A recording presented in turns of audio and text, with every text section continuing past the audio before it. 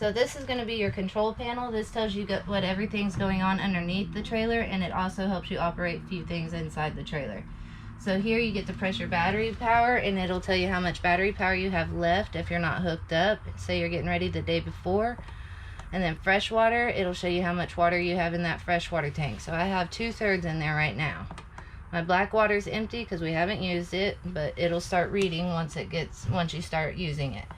And you also have gray water, which would be my kitchen sink, my shower, and my bathroom sink. Gray 2, it's just a standard board, so you don't have a gray 2, so it will never fill up. Just on this model. Some other models have multiple tanks. This button is to operate your slide out. It helps bring that room inside, and then you can also use it to extend that side. And then you got your awning. That'll put your awning in and out. This here's for your gas water heater.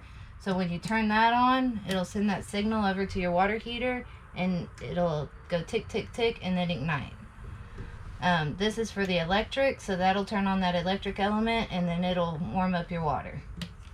Water pump, you've got to have the water pump on if you want to operate your fresh tank. So if you fill up your fresh tank, you're going to have to pump the water up. So you're going to turn your water pump on, turn on your faucet, and you'll hear a little rumbling. That's your water pump powering up to pump up the water.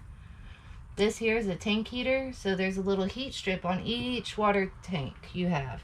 So that way if you go up to the north or something, it doesn't freeze up your tanks. Your entry light is the only light that'll light up with this switch. And then you also have some party lights underneath your awning, so if you want to party and see what's going on, you can do that. Down here comes a TV. It does come away, so you can, when you're laying down in bed, you can swivel it and be able to watch TV as well. Or if the kids are on the bunk and they want to watch it, you can swivel it that way. And then it locks right in place, so it doesn't go dancing down the road while you're traveling down the road. Then you also have a phone charger here, so you take your phone and you lay it down on there, and then it'll start charging.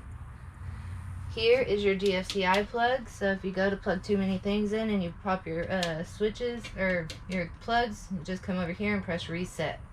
You have your fire extinguisher by the front door.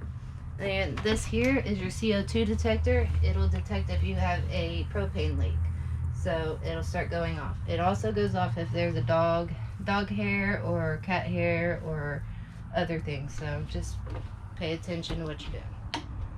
This here's a folding table, so if you need some more room for your counter space, you have it, but just beware of the people coming in and out so they don't run into your table and knock everything off. To release it, you just pick it up a bit and bend your arms, and then it'll fold down. And then here you do have your sink. It does retract a little bit, so you can spray off some stuff or spray the person that's not paying attention to you. You can take your sink covers off, and you have a single sink here, so you can have all your dishes in there and enough room to wash them. You got cabinet space above, and then you also have your radio here. This is also your DVD player, so you can put a DVD in here and it'll pop up on your TV. Here is your microwave. It is also considered your oven. It is a convection oven. So what you'll do is you'll pop it open. You'll have a metal tray in here. So please make sure you press convection before you start operating with this, or you'll have a bunch of sparks going on. And then you got your stove. You do not have the oven, like I said, but you do have some more storage space. Down here, this just hides your breaker box. So you'll pop that open, and then you have all your breakers here. They are labeled, and then you also have your fuses.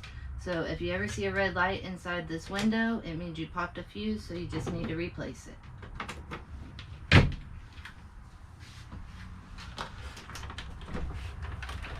This here is your refrigerator.